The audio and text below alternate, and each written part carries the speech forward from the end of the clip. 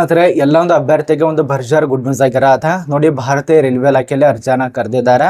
ಸಾಕಷ್ಟು ಜನ ಕೇಳ್ತಾ ಇದ್ದಾರೆ, ಸರ್ RRB ರೈಲ್ವೆ ಇಲಾಖೆ, RRC ರೈಲ್ವೆ ಇಲಾಖೆ, ALP ಹುದ್ದೆಗಳು, TTRP ಹುದ್ದೆಗಳು ಅಥವಾ TC ಹುದ್ದೆಗಳು, ಟಿಕೆಟ್ ಕಲೆಕ್ಟರ್ ಹುದ್ದೆಗಳು ಕರೆದ್ರೆ ತಿಳಿಸಿ ಅಂತ ತುಂಬಾ ಜನ ಕೇಳ್ತಾ ಇದ್ದಾರೆ.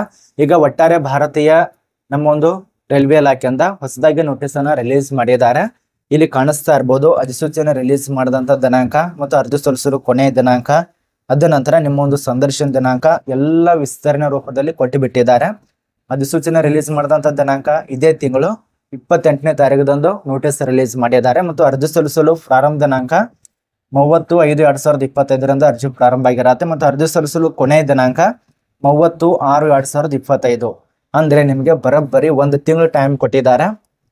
ಈ ಒಂದು ತಿಂಗಳ ಒಳಗಾಗಿ ನೀವು ಎಷ್ಟು ಅರ್ಜಿ ಸಲ್ಲಿಸ್ತಾರ ನಿಮ್ಮ ಮೇಲೆ. ಒಂದು ಮಂತ್ ಒಳಗಾಗಿ ಅರ್ಜಿ ಸಲ್ಲಿಸೋರು ಅಪ್ಲೈ ಮಾಡಬಹುದು, ಬೇಡ ಅಂದ್ರೆ ಬಿಟ್ಟು ಬಿಡಿ. ಯಾವುದೇ ರೀತಿಯಾಗಿ ಗೊಳಫರ ಅಂತ ತಿಳಿಸ್ಕೊಡ್ತಾ ಇಲ್ಲ, ನಾನು ಟೈಮ್ ಪಾಸ್ ಮಾಡ್ತಾ ಇಲ್ಲ.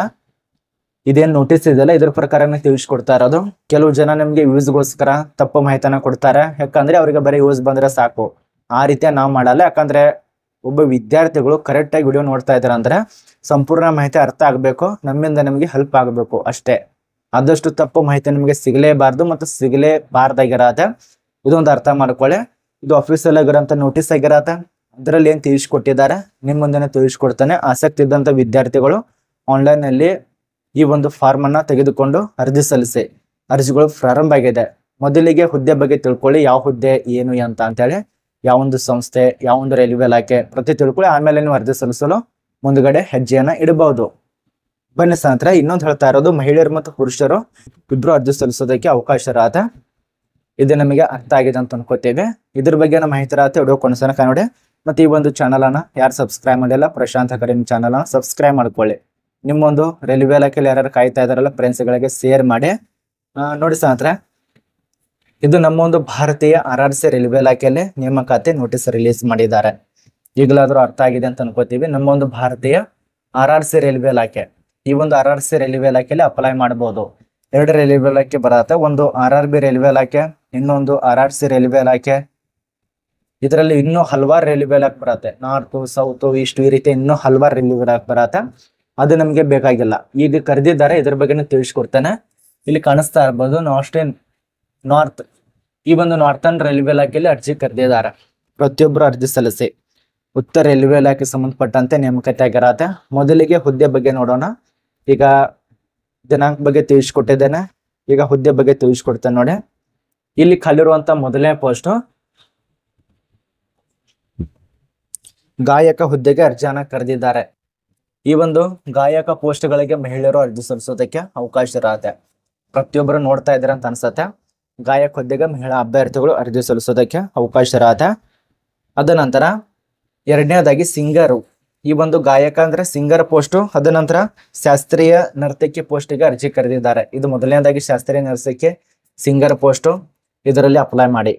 ಅದರ ಬಳಿಕ ನಿಮಗೆ ಯಾವ ಒಂದು ಹಂತದಲ್ಲಿ ಸ್ಯಾಲ್ರಿ ಕೊಡ್ತಾರೆ, CPC ಪ್ರಕಾರ 7ನೇ ಹಂತಕ್ಕೆ ಸಂಬಂಧಪಟ್ಟಂತೆ ನಿಮಗೆ ಸ್ಯಾಲ್ರಿ ಕೊಡ್ತಾರೆ. ಕೇಂದ್ರ ಸರ್ಕಾರದಿಂದ ಸ್ಯಾಲ್ರಿ ಕೊಡ್ತಾರೆ. ಇದು ನಿಮಗೆ ಕರೆಕ್ಟ್ ಮಾಹಿತಿ ಅರ್ಥ ಆಯ್ತು. ಇನ್ನೆಷ್ಟು ನಿಮಗೆ ಸಂಬಳ ಕೊಡ್ತಾರೆ ಅದು ಅರ್ಥ ಆಯ್ತು. ಇನ್ನೆಷ್ಟು ನಿಮಗೆ ವಿದ್ಯಾರ್ಹತೆ ಆಗಿರಬೇಕು. ಸೆಕೆಂಡ್ PUC ಪಾಸ್ ಆದಂತ ವಿದ್ಯಾರ್ಥಿಗಳು ಅರ್ಜಿ ಸಲ್ಲಿಸಬೇಕು. 50% ಸೇರಿಸ್ಕೊಂಡು ಸೆಕೆಂಡ್ PUC ಪಾಸ್ ಆಗಿರಬೇಕು. ಅದ ನಂತರ SC ದವರು, ST ದವರು, EWS ಅವರಿಗೆ ಸಂಬಂಧಪಟ್ಟಂತೆ ನಿಮಗೆ ಸ್ವಲ್ಪ ಕಡಿಮೆ ಇರತ್ತೆ ಪರ್ಸೆಂಟೇಜ್, 49, 45 ಈ ರೀತಿಯಾಗಿ. ಇದು ಒಂದಾದ್ರೆ ಇನ್ನೊಂದು ಡಿಪ್ಲೊಮಾ ಪಾಸ್ ಆಗಿರ್ಬೇಕು ಮತ್ತು ಡಿಪ್ಲೊಮಾ ಸರ್ಟಿಫಿಕೇಟ್ ಕೂಡ ಬೇಕಾಗತ್ತೆ ಗಾಯನದಲ್ಲಿ. ಇದ್ರ ಬಗ್ಗೆ ಸ್ವಲ್ಪ ಅರ್ಥ ಮಾಡ್ಕೋಬೇಕು ಗಾಯನದಲ್ಲಿ. ಅದ್ರ ಬಳಿಕ ಎರಡನೇದಾಗಿ ಎರಡನೇ ಪೋಸ್ಟ್ಗೆ ಸಂಬಂಧಪಟ್ಟಂತೆ ಸೇಮ್ ಡಿಪ್ಲೊಮಾ, SSLC, ಅದ ನಂತರ ಈ ಒಂದು ಸೆಕೆಂಡ್ PUC. ಎರಡು ಪೋಸ್ಟ್ ಬಗ್ಗೆ ಅರ್ಥ ಆಗಿದೆ ಅಂತ ಅನ್ಕೋತೀವಿ.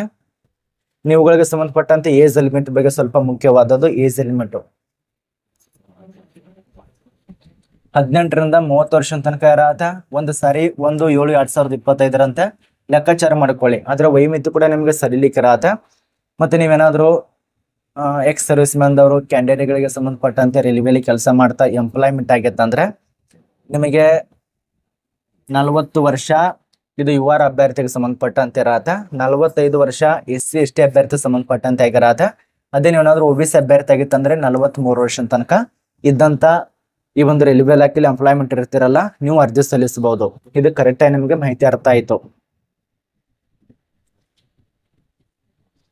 ಇದಕ್ಕೆ ಇನ್ನೊಂದು ಹೇಳ್ತಾ ಇರೋದು, ಇದು ಆನ್ಲೈನ್ ನಲ್ಲಿ ಅರ್ಜಿ ಸಲ್ಲಿಸಬೇಕು. ಮತ್ತೆ ಇದಕ್ಕೆ ಆಯ್ಕೆದ ಅಭ್ಯರ್ಥಿಗೆ 2 ವರ್ಷದ ತನಕ ಕೆಲಸ ಇರತ್ತೆ ಮತ್ತು ಖಾಯಂ ಕೂಡ ಕೆಲಸ ಇರತ್ತೆ. ಅವರೊಂದು ಇಲಾಖೆ ಒಂದು ನಿಯಮಗಳ ಪ್ರಕಾರ ನಿಮಗೆ ಕೆಲಸ ಕೊಡ್ತಾರೆ. ಇದು ನಿಮಗೆ ಅರ್ಧ ಮಾಹಿತಿ ಅರ್ಥ ಆಗಿದೆ. ಇದು ಉತ್ತರ ರೈಲ್ವೆ ಇಲಾಖೆಯಲ್ಲಿ ಅರ್ಜಿ ಕರೆದಿದ್ದಾರೆ ಮತ್ತು ಆಯ್ಕೆದ ಅಭ್ಯರ್ಥಿಗೆ ಜಮ್ಮು ಕಾಶ್ಮೀರದಲ್ಲಿ ಕೆಲಸ ಇರತ್ತೆ, ಉತ್ತರ ಪ್ರದೇಶದಲ್ಲಿ ಕೆಲಸ ಇರತ್ತೆ, ಹರಿಯಾಣದಲ್ಲಿ ಕೆಲಸ ಇರತ್ತೆ ಮತ್ತು ಪಂಜಾಬ್ದಲ್ಲಿ ಕೆಲಸ ಇರತ್ತೆ.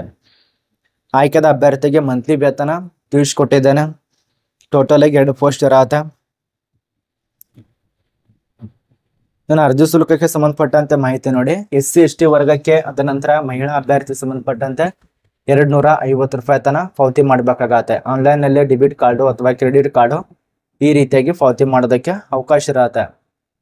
ಇದೊಂದು ತಲೆಯಲ್ಲಿ ಇಟ್ಕೊಳ್ಳಿ. Credit card, debit card apply ಮಾಡಿ. ಅದ ನಂತರ ಇತರೆ ಎಲ್ಲ ಒಂದು ವರ್ಗಕ್ಕೆ ಸಂಬಂಧಪಟ್ಟಂತೆ 500 ರೂಪಾಯಿ ತನ ಪಾವತಿ ಮಾಡಬೇಕು.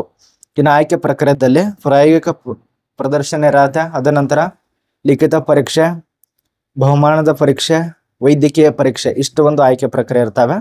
ಅಂದ್ರೆ ನೀವು ಯಾವ ರೀತಿಯಾಗಿ ಗಾಯನ ಮಾಡ್ತೀರಾ, ನೃತ್ಯಕ್ಕೆ ಯಾವ ರೀತಿಯಾಗಿ ಮಾಡ್ತೀರಾ, ಅದರಲ್ಲಿ ಅವರಿಗೆ ತೋರಿಸ್ಬೇಕಾಗತ್ತೆ. ಅಂದ್ರೆ ನಿಮಗೆ ಆಯ್ಕೆ ಮಾಡ್ಕೋತಾರೆ. ಇನ್ನು ಕೊನೆಯದಾಗಿ ಆನ್ಲೈನ್ ನಲ್ಲಿ ಲಿಖಿತ ಪರೀಕ್ಷೆ ಅವಾಗ ಇರತ್ತೆ.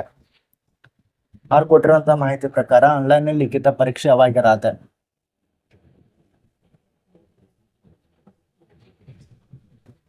ಇಲ್ಲಿ ಕೊಟ್ಟಿದ್ದಾರೆ ನೋಡಿ, ಜುಲೈ ತಿಂಗಳಲ್ಲಿ ನಿಮಗೆ ಲಿಖಿತ ಪರೀಕ್ಷೆ ಇರತ್ತಂತ ತಿಳಿಸ್ಕೊಟ್ಟಿದ್ದಾರೆ. ಮತ್ತು ಅರ್ಜಿ ಸಲ್ಲಿಸಲು ಕೊನೆಯ ದಿನಾಂಕ ಮುಂದಿನ ತಿಂಗಳು, ಅಂದ್ರೆ ಜೂನ್ 30ನೇ ತಾರೀಕು ಕೊನೆಯ ದಿನಾಂಕ. ಜುಲೈನಲ್ಲಿ ನಿಮಗೆ ಇದೇ ವರ್ಷದಲ್ಲೇ ಮುಂದಿನ ತಿಂಗಳು ಅಂದ್ರೆ ಜೂನ್ ಆದ್ಮೇಲೆ ಜುಲೈನಲ್ಲಿ ಒಂದು ಲಿಖಿತ ಪರೀಕ್ಷೆ ಇರುತ್ತೆ, ಆನ್ಲೈನ್ ಟೆಸ್ಟ್ ಅಂತೇಳಿ. ಇದರಲ್ಲಿ ಹಾಜರಾಗಬೇಕು. ಯಾರ್ಯಾರು ಈ ಒಂದು ನರ್ತಕಿ ಅಥವಾ ಗಾಯಕ, ಸಿಂಗರ್ ಹುದ್ದೆಗೆ ಕೆಲಸ ಮಾಡ್ಬೇಕಂತ ಇದ್ದಾರಲ್ಲ, ಅಪ್ಲೈ ಮಾಡ್ಬೋದು.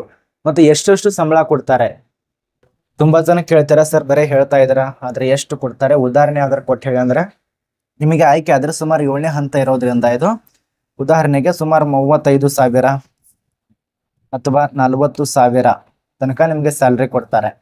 30,000ದಿಂದ ನಿಮ್ಗೆ 50,000 ತನಕ ಸ್ಯಾಲ್ರಿ ಇರತ್ತೆ. ಇದೊಂದು ತಲೆಯಲ್ಲಿ ಇಟ್ಕೊಳ್ಳಿ. ಈ ಒಂದು ಸಿಂಗರ್ ಪೋಸ್ಟಿಗೆ, ನರ್ತಕ ಪೋಸ್ಟಿಗೆ ಒಂದು ನಿಮ್ಗೆ ಕ್ಲಿಯರ್ ಕಟ್ಟ ಮಾಹಿತಿ ಅರ್ಥ ಆಗಿದೆ ಅಂತ ಅನ್ಕೋತೀವಿ.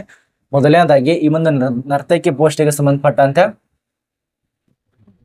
ನಿಮ್ಗೆ 12ನೇ ಪಾಸ್ ಆಗಿರ್ಬೇಕಾಗತ್ತೆ. ಅದ ನಂತರ ಏನಾದರೂ ಸಿಂಗರ್ ಪೋಸ್ಟಿಗೆ ಅರ್ಜಿ ಸಲ್ಲಿಸಿದ್ರೆ ಡಿಪ್ಲೊಮಾ ಪಾಸ್ ಆದವರು, ಡಿಪ್ಲೊಮಾ ಸರ್ಟಿಫಿಕೇಟು, ಡಿಗ್ರಿ ಪಾಸ್ ಆದಂತ ವಿದ್ಯಾರ್ಥಿಗಳು ಅಪ್ಲೈ ಮಾಡಬಹುದು. ಇದ್ರ ಬಗ್ಗೆ ಕ್ಲಿಯರ್ ಕಟ್ಟ ಮಾಹಿತಿ ತಿಳಿದಿದೆ ಅಂತ ಅನ್ಕೋತೀವಿ. ಆದಷ್ಟು RRC ರೈಲ್ವೆ ಇಲಾಖೆಯಲ್ಲಿ ಅಪ್ಲೈ ಮಾಡಿ. ಮತ್ತು ಇದು ಕರ್ನಾಟಕ ರಾಜ್ಯದಲ್ಲಿ ಇಲ್ಲ, ಭಾರತದಲ್ಲಿರತ್ತೆ. ಭಾರತದ ಹರಿಯಾಣ, ಪಂಜಾಬ್, ಉತ್ತರ ಪ್ರದೇಶ, ಜಮ್ಮು ಕಾಶ್ಮೀರ ಈ ಒಂದು ರಾಜ್ಯದಲ್ಲಿ ಅರ್ಜಿ ಕರೆದಿದ್ದಾರೆ.